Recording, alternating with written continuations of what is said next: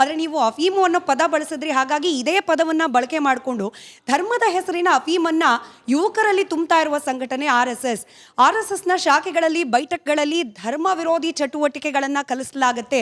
ಭಾರತವನ್ನು ಸಮಗ್ರ ಭಾರತವಾಗಿ ಇರಲಿಕ್ಕೆ ಅವ್ರು ಬಿಡೋದಿಲ್ಲ. ಹಿಂದೂ ರಾಷ್ಟ್ರ ಅನ್ನೋ ಪರಿಕಲ್ಪನೆ ಅಡಿಯಲ್ಲಿ ಇತರ ಧರ್ಮೀಯರ ವಿರುದ್ಧ ದ್ವೇಷವನ್ನು ಬಿತ್ತೋ ಸಂಘಟನೆ ಆಗ್ತಿದೆ. ಹೀಗೂ ಕೂಡ ಆರೋಪ ಇದೆ. ಈಗ ಇಲ್ಲಿ ಒಂದು ಶಬ್ದ ಇವತ್ತಿನ ಚರ್ಚೆಯಲ್ಲಿ ಅಷ್ಟೊಂದು ಸಮಯ ಇರಲಿಕ್ಕಿಲ್ಲ. ಅದು ಧರ್ಮ ಅನ್ನೋ ಶಬ್ದದ ಬಗ್ಗೆ. ಧರ್ಮ ಅನ್ನೋದು ಭಾರತದಲ್ಲಿ ನಾವು ಉಪಯೋಗಿಸೋದು ಏನು ಅಂದರೆ, ಯಾವುದು ಮಾಡಬೇಕೋ ಅದು ಧರ್ಮ, ಯಾವುದು ಮಾಡಬಾರ್ದು ಅಧರ್ಮ, ಅಷ್ಟೇ ಇರೋದು. ಈಗ ನಾನು ನಿಮ್ಮ ಬಗ್ಗೆ ಏಕವಚನದಲ್ಲಿ ಮಾತಾಡಿಬಿಟ್ರೆ ಅದು ಅಧರ್ಮ, ನಿಮ್ಮನ್ನು ಅತ್ಯಂತ ಗೌರವದಿಂದ ಮಾತಾಡಿಸುವುದು ಧರ್ಮ, ಇಷ್ಟೇ ಇರೋದು. ಹಾಗಾಗಿ ಸಂಘ ಧರ್ಮದ ಕೆಲಸ ಮಾಡ್ತಿದೆ ಅಂದರೆ ಒಳ್ಳೆಯ ಕೆಲಸನೇ ಮಾಡ್ತಾಯಿದೆ. ಇನ್ನು ಅಧರ್ಮದ ಕೆಲಸ ಮಾಡಬೇಕಾ ನಾವು?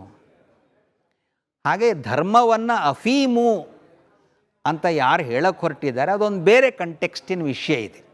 ಆ ಕಂಟೆಕ್ಸ್ಟಲ್ಲಿ ಭಾರತದಲ್ಲಿ ಧರ್ಮವನ್ನು ನಾವು ನೋಡೋದೇ ಇಲ್ಲ.